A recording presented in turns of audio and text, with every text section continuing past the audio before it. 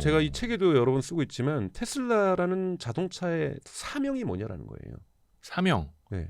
그 예전에 그 한번 말씀을 전기를 만들었던 사람 이름 아니에요. 이 테슬라는 자동차 회사의 사명. 회사명 뭐랄까? 미션. 미션. 네. 미션. 죄송합니다. 네임인 줄 알고. 네. 죄송합니다. 네. 미션이 뭐냐면 지속 가능한 세계로의 전환을 가속화시키는 거잖아요. 거기 카라는 단어 하나도 나오지 않습니다. 그러니까 테슬라를 만들 때 사명이 그러니까 미션이 테슬라의 미션은 자동차고라는 단어는 1도 나오지 않아요. 모빌리티라는 단어도 안 나옵니다. 자꾸 뭐 모빌리티 혁명 뭐 나오면서 뭐 테슬라 하는데 모빌리티라는 단어도 나오지 않아요. 지속 가능한 사회라는 거예요. 그러니까 거기에는 에너지가 들어가는 거죠. 그래서 테슬라는 전기차의 진심인 거고 재생에너지 진심이기 때문에 메가팩을 만든 거고 그리고 옵티머스도 뭡니까? 여러분 우리 2050년 되면 이번에 OECD에서 4월달에 보고서 나왔는데 네. 2060년 되면 한국은 10명의 노동자 가운데서 9명이 시니어예요. 그렇죠. 그리고 2010년 앞당겨서 2050년에 30살이 될 사람은 이미 다 태어났어요. 저희가 타임머신을 타고 가서 역사를 바꾸지 않는 이상 2050년에 30세가 될 사람은 이미 다 태어났습니다. 한국 사회는요. 레이버 쇼티지, 노동 부족이 현상이 대단히 OECD가 예측한 것에서는 세계 1위로 심각한 나라가 돼요. 가장 빠르게 늙어가는 나라. 그리고 한국 경제가 지속되기 위해서 지금도 외국인 이주 노동자들 많이 필요하잖아요. 네.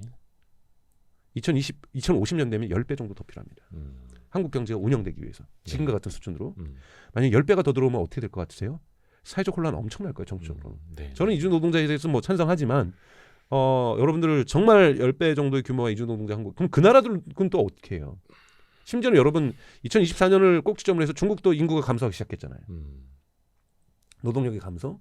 그러면 옵티머스라는 이런 휴머노이드 로봇은 노동력의 쇼티지를 채워줄 수 있습니다. 그렇죠. 이번에 일론 머스크가 파리에서 했던 연설이 뭡니까? 미국에서도 저가 제품을 생산할 수 있는 시대로 온다라면 미중 갈등의 많은 부분이 해소될 수 있다. 거기에 또 로봇이 활용되면. 그렇죠. 그러니까 이런 얘기를 하면서 인구가 계속 줄어가는 사회 속에서 옵티머스가 할 수 있는 역할들을 하는 것 이것도 지속 가능한 사회를 위해서 필요하다는 거예요. 그래서 이러한 부분에서 물론 여러분들이 뭐 일론 머스크의 철학에 동의하지 않으셔도 되고 뭐 저도 100% 동의하는 건 아닙니다만 이런 부분의 그림들 속에서 하나하나 이루어지고 있다라는 거고 이제는 2기로 진입하는 시기에 놓여 있다라는 거고 2기로 들어갈 준비는 다 되어 있다라는 거죠. 그것의 핵심은 AI라는 거고 AI를 실행할 수 있는 도조 슈퍼컴퓨터와 AI를 할 수 있는 데이터도 풍부하고 그래서 이제 여러분들 이제 생성 AI 혁명은 여러분도 아시겠지만 지금 테슬라에만 국한되는 것이 아니잖아요. 그렇죠. 이 GPT-4.5를 보셔도 마찬가지인 거고 여러분 앞으로 검색의 분위기도 다 바뀔 거고요. 여러분 이 젠슨 왕이 네이버 엔비디아의 젠슨 왕이 뭐라 그랬냐면 지금의 상황을 갖다가 생성 AI에 있어서 아이폰 모멘트라고 얘기를 했어요. 아이폰 모멘트는 위키피디아에서 여러분 찾아보시면 나오는데요. 원 서비스나 원 프로덕트가 경제 질서와 사회 질서를 바꿔버린 거예요. 그렇죠. 스마트폰이 출현 이전과 이유는 경제 질서가 달랐습니다. 여러분 빅테크들이 지금 시총에서 지금 미국에서 전 세계에서 1위부터 지금 처음으로 네. 그리고 또 5위까지도 차지했어요. 그게 어떻게 보면 이제 스마트폰 덕분인 거죠. 스마트폰과 함께 만들어진 거거든요. 네. 여러분들이 뱅킹을 다 이제 스마트폰으로 하시고 구매도 다 스마트폰으로 하시고 여러분 이제 검색 부분에서 이제 GPT-4.5를 보세요. 4.5는 기술적으로 두 가지가 진화했습니다. 어마어마하죠. 그러니까 여러분 아시면 4.5 같은 경우에는 우선 한국어로 보면 토큰하는 방식이 달라졌어요. 예. 그러니까 그래서 원래는 티처 하면은 미국은 한 개의 토큰이었어요. 네. 근데 선생님은 세 개의 토큰이었어요. 토큰이 많으면 처리하는 속도가 느려집니다. 네. 근데 이제 선생님도 이제 한 개의 토큰으로 변하면서 한국어도 빨라졌죠. 근데 이거는 이미지나 영상을 토큰 처리하는 방식도 훨씬 더 빨라져서 그래서 지금 이미지라든지 영상으로도 카메라로 비치는 걸 걔가 밖에 어딘지를 바로 알아낼 수 있고 이런 거고요. 그 토큰화라는 거는 기존에는 이것저것 데이터를 불러와서 조합을 했었는데 이번에 이게 한 방에 빵 불러온다라는 그런. 뭐 그러니까 입력하는 어떤 단위예요. 예, 입력하는 단위. 그러니까 AI 그러니까 모델에다가 트랜스포머 모델에다가 데이터를 입력하는 단위거든요. 입력하는 단위를 갖다가 한꺼번에 한 토큰만씩 입력할 수 있는데 한 토큰에 많은 걸 집어넣을 수 있는 거죠. 이런 부분이 있으면 처리 속도가 빨라지는 거죠. 네. 근데 두 번째가 이제 이 음성에서의 과정이 과거에는 스피치에서 텍스트로 우리가 말을 하면 텍스트로 다 전화를 합니다. 네. 이 텍스트를 인공지능 모델에 여주는 거예요. 네. 그럼 결과값이 텍스트로 나와요. 네. 그러면 다시 이걸 갖다 스피치로 전환합니다. 예. 그러니까 여러 단계 걸렸죠. 네네. 그럼 반응 속도가 레이턴시라고 하는데 늦어질 수밖에 없는 거거든요. 그렇죠. 근데 이제는 바로 스피치가 들어가서 스피치로 인풋이 들어가고 스피치로 아웃풋이 나와요. 아하. 그러다 보니까 스피치로 인풋되다 보니까 얘의 감정 코드도 들어가는 거예요. 아하. 얘가 화났구나, 슬프구나 음흠. 이런 거를 그 전에는 몰랐어요. 나 화났어라고 다 말해야 얘가 화나셨어요라고 하는 거지. 아하. 저의 말에서 제가 화났으면 느끼지 못합니다. 분노와 이제는 슬픔과 그러면 기쁨을 감정도 걔가 느낄 수 있는. 이제 인지하죠. 음. 인지하고 아웃풋에서 걔가 감정의 변화를 줄 수 있습니다. 그렇죠. 훨씬 더 대화가 편해지는 거죠. 근데 이 반응 속도가 이번에 몇 초로 줄었습니까? 0.3초로 줄었어요. 예, 예. 이거 정확하게 눈 깜짝할 사이입니다. 그렇죠. 예, 0.3초면 중간에 말을 껴도 돼요. 껴들어도 되죠. 껴들어도 되죠. 그러면 여러분 이렇게 되면 지금 벌써 미국에서 나타나고 있는데 그리고 여기에 구글이 맞서서 구글 AI 오버뷰라고 해서 검색 시스템을 바꾸잖아요. 네.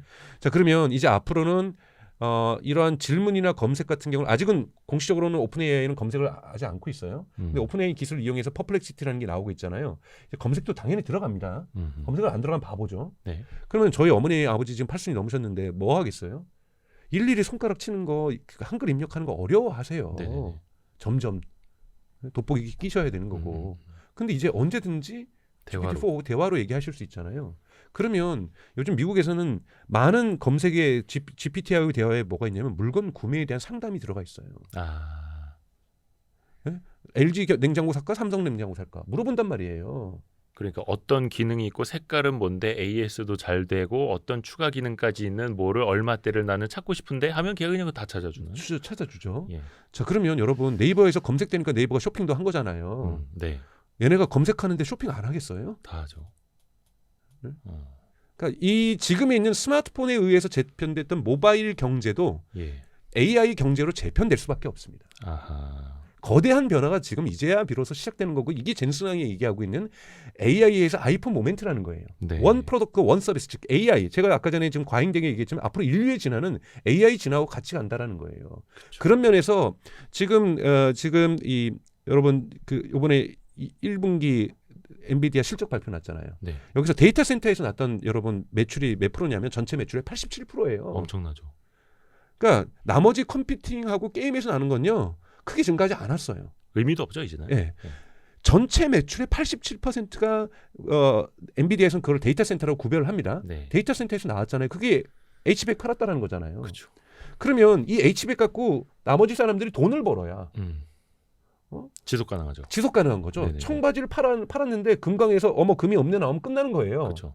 청바지를 파는데 금 더 있고 매장량이 더 있어. 그래야 청바지 더 파는 거잖아요. 그렇죠. 그렇죠. 엔비디아가 지속 가능하고 성장하기 위해서는 AI 경제가 꽃을 펴야 되는 겁니다. 아하. 그래서 그런데- 그걸 또 지원한다 하고. 그렇죠. 그러면 여기에서 아까 말했던 검색 시장의 재편, 커머스 시장의 재편이 AI로 와야 되는 거예요. 네네네. 그리고 또 하나가 바로 AI 로봇 같은 시장이 와야 되는 거죠. AI에 기반한 자율주행이 와야 되는 거죠. AI에 기반한 바이오테크놀로지 산업이 바이오테크놀로지가 AI하고 결합되어야 되는 거죠. AI가 밀리터리하고 결합돼야 되는 거죠. 그러니까 이런 모든 지금까지 있었던 전통적인 산업들이 어떻게 AI가 컨버전스가 되는가에 따라서 데이터 센터는 더욱더 많이 필요해지는 거고 그렇죠. 데이터 센터가 지금 나오고 있는 게 뭐예요? 에너지가 지금 버델렉이라는 거잖아요. 병목이라는 그렇죠. 거잖아요. 예. 지금 IEA 세계 에너지 기구에서 뭐라고 얘기를 했냐 보고서가 나왔습니다. 4월 달에 2022년까지 전 세계 데이터 센터에 들어가는 그 전기량이 460 테라와트시라 그랬어요. 그런데 2026년에 얼마 안 남았습니다. 필요한 전기량이 1000 테라와트시라는 거예요. 2배 이상. 예. 거의 2배라고 치면 이것이 지금 딱 얼마 정도의 에너지냐면요. 원자력 발전소 57개를 더 지어야 돼요. 2년 만에. 예. 못 짓습니다. 근데 또 여러분 미국의 빅테크들은 다 어디에 가입되어 있습니까? RE100에 다 가입되어 있죠. 그래서 신재생 에너지라든지 아까 그 뭐 메가팩도 이야기 나온 게 어마어마하게 커질 수밖에 없고 어마어마하게 투자할 수 없게 지금 빌 게이츠가 에너지 구매하는 사업을 시작을 했어요. 그걸 가지고 마이크로소프트사의 데이터 센터에다 에너지 대주는. 그래서 또 뭐 SMR 이런 SMR에 것도 투자했지만 투자하고. SMR은 여러분 아직은 R&D 단계입니다. 네. 구별하셔야 돼요. SMR 저도 찬성하는데 예. R&D 단계에 있어요. R&D 단계에 있다는 것은요. 공장에서 양산하려면요. 아직 최소한 5년은 더 걸린다는 거예요. 그러면 그때까지 이 데이터 센터의 AI의 발전 속도를 못 맞춥니다. 못 들어가죠. 그래서 지금 아마존이 로비를 하고 있어요. RE100에 좀 늦추자. 아니죠. 어떻게요? 원자력 발전소도 여달라. 원전도 아리백으로 포함해달라. 그렇죠. 유럽에서는 그 포함했었잖아요. 그러니까 유럽은 아리백이 아니라 예. 그것을 이제 개념적으로 클린 에너지에다가 원전을 집어인 거죠. 네네. 프랑스의 압력에 의해서. 네네. 그래서 지금 근데 이 클린 에너지에는 아무리 아리백을 양보해도요 재생 에너지에다가 원자력이에요. 근데 두 개를 다 해야지 원자력만으로는 이건 할 수가 없어요. 그렇기 때문에 결국은 재생에너지에 대한 성장도 이루어질 수밖에 없는 거고요. 그래서 네. 지금 미국하고 중국, 호주, 유럽에서 재생에너지 산업은 폭발적으로 증가하고 있습니다. 여기에 메가팩 사업이 증가할 수밖에 없다라는 거고 예. 워낙 이 메가팩 사업이 지금 미국 테슬라가 독점하다 보니 CATL이 공식 얼마 전에 선언했죠. 우리도 메가팩 사업에 들어가겠다. 예. 그래서 메가팩 사업의 경쟁자가 생긴 거예요. 중국 CATL로. 네. 왜냐하면 CATL에 있는 LFP 배터리를 사다가 메가팩에 갖다 꽂고 있거든요. 예. 그럼 되죠 거기는. 예, 그러고 있었으니까 아니 테슬라도 그렇게 하고 있어요. 예. 원래는 3원계 쓰다가 그걸로 바꿨거든요. 그러니까 그렇게 되면서 그러니까 얘네들이 보니까 이거 갖고 돈 버네.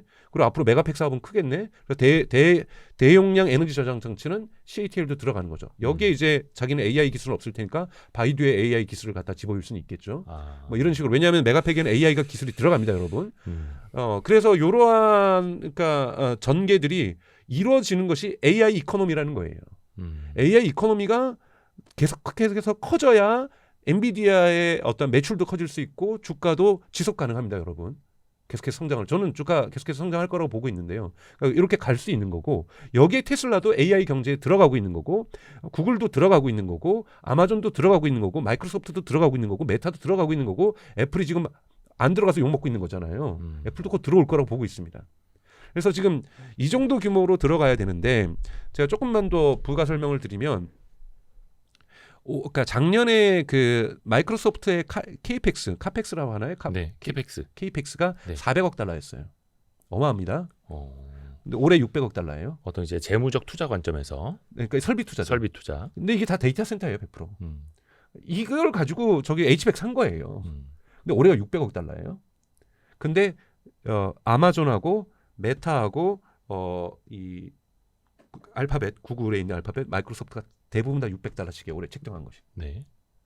그러니까 어마어마한 양의 설비 투자를 2026년에 그러니까 2024년에 23년에 이어서 하고 있다는 거고 예. 작년보다 다 20-30% 증액되고 있다는 이것이 있기 때문에 지금 매출이 발생하고 있는 거예요. H100의 매출이 엔비디아. 왜냐하면 작년 전체 H100을 놓으면 MS 알파벳, 아마존, 메타 이 4개 기업에서만 H100의 총 40%를 샀습니다. 네. 그렇죠. 경쟁적으로. 그러니까 40%를 산 거예요. 4개 기업이. 나머지 기업은요. 돈이 있어도 못 삽니다. 서울대학교 카이스트 AI 연구하고 싶어서 모델 연구하고 싶어서 H100 사고 싶어도요. 살 돈이 있어도요.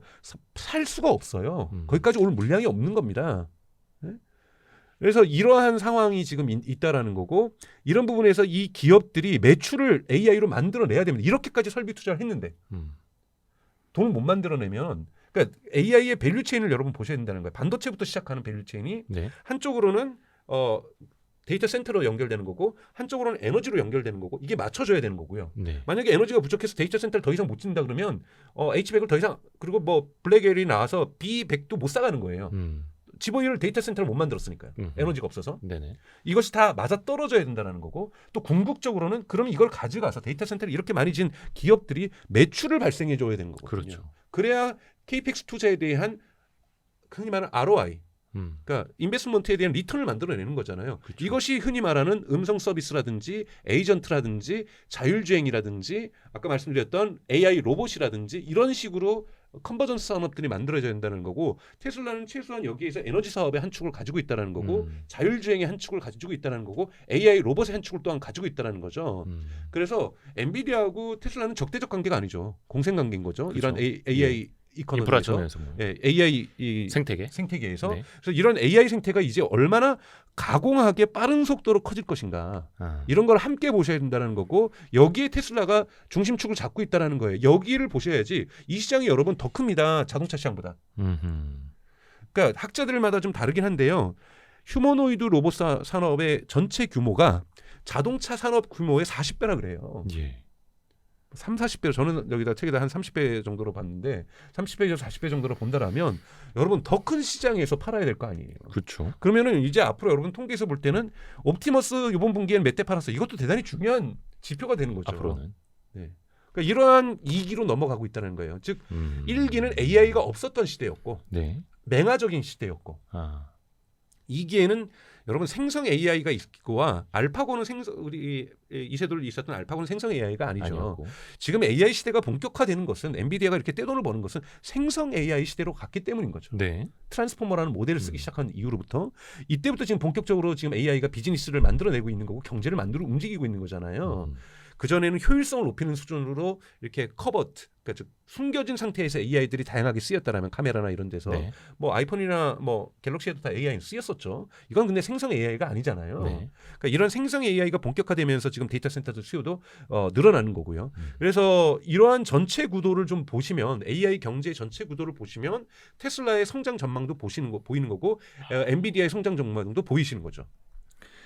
야, 역시 강종수 박사님의 그 인사이트가 무슨 말? 장난이 아닙니다, 진짜. 이거를 사실 이제 그 한눈에 보기가 또 쉽지가 않으니까 네. 우리 테슬라 아저씨의 이야기를 또 우리가 들어야 되는 거고. 네. 이번에 그 책 제목은 시나리오입니다. 그렇죠. 물론 이제 이대로 될지 안 될지는 뭐 봐야지만 가봐야 되는 겁니다만 폭발적 성장 시나리오. 그게 이제 2기, 1기를 넘어서 이제 2기로 접어들었다. 간다. 네. 접어들었다. 와, 거의 지금 뭐 1시간 반이 넘게 물을 이제야 드시네요. 1시간 반이 지나서요. 테슬라 폭발적 성장 시나리오, 이 책 저도 이제 감명 깊게 보고 있고요. 또 많이 사주시길 바랍니다. 네네네, 진짜 기대가 됩니다. 많이 보실 수밖에 없을 것 같아요, 내용 네. 자체가. 네. 그래서 한때는 테슬라가 거의 이제 우리 서학 게이머들에게 네. 웃음꽃을 피워주는 네. 주인공이었는데 지금은 약간 조금 이제 속상하게 그렇죠. 하는데 그래도 여전히 가장 많이 사는 주식 뭐 상위 1, 2, 3위 안에 항상 있으니까요. 네. 그래서 또 관심을 갖고 또 어떻게 변하는지는 또 우리 강정수 박사님께 네. 저희도 종종 네. 또 조언을 또 구하도록 하겠습니다. 네. 오늘 열정적인 말씀 너무 감사합니다. 고맙습니다. 고맙습니다, 박사님. 감사합니다.